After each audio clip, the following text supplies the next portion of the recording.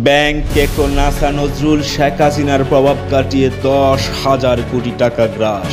Bank খাতে ছাঁদাবাজ হিসেবে যার বিশেষ পরিচিতি, এক ব্যাংক থেকেই নিয়েছেন 3,000 কোটি টাকা, যার অর্ধেকই বিশেষ বিবেচনায় বেআইনিভাবে সুদ মওকুফ 261 কোটি টাকা।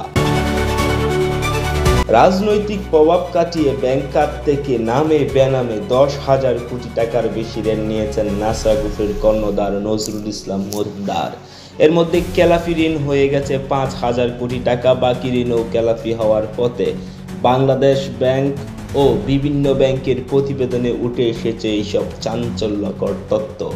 খাত সংশ্লিষ্টরা বলছে, এতদিন রাজনৈতিক প্রভাব কাটিয়ে ঋণ খেলাপির বাইরে ছিলেন তিনি।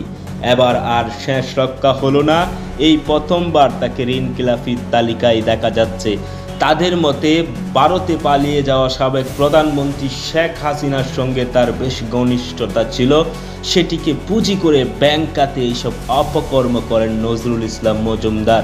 তিনি বেসরকারি সব ব্যাংকের মালিকদের সংগঠন Bangladesh association of banks BAB এবং এক্সিম ব্যাংকের সাবেক চেয়ারম্যান ছিলেন।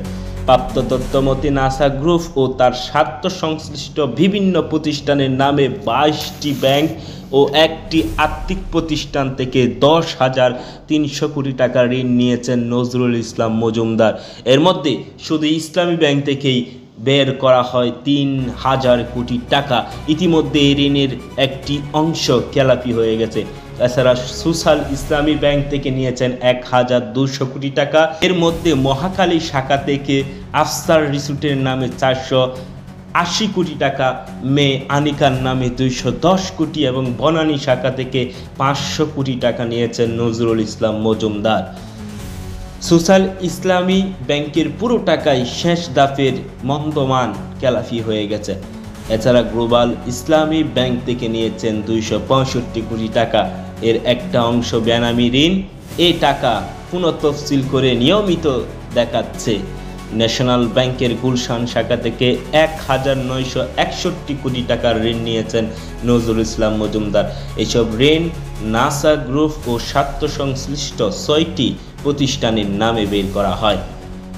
IFIC ব্যাংকের গুলশান শাখা থেকে নাসা এবং এর স্বার্থ সংশ্লিষ্ট 4টি প্রতিষ্ঠানের ঋণ 1,151 কোটি টাকা। এসব ঋণ প্রায় সালমান এফ রহমানের সঙ্গে সখ্য থাকার কারণে। আল আরাফা ইসলামী ব্যাংক থেকে 590 কোটি এবং শাহজালাল ইসলামী ব্যাংক থেকে প্রায় 458 কোটি টাকা ঋণ নিয়েছেন মজুমদার। এসব ঋণ বের করা হয় উভয় ব্যাংকের মতিঝিল শাখা থেকে। এছাড়া ডাচ বাংলা ব্যাংক থেকে 245 কোটি টাকা, উত্তরা ব্যাংক থেকে 120 কোটি টাকা, প্রিমিয়ার ব্যাংকের ইসলামী শাখা থেকে 24 কোটি টাকা।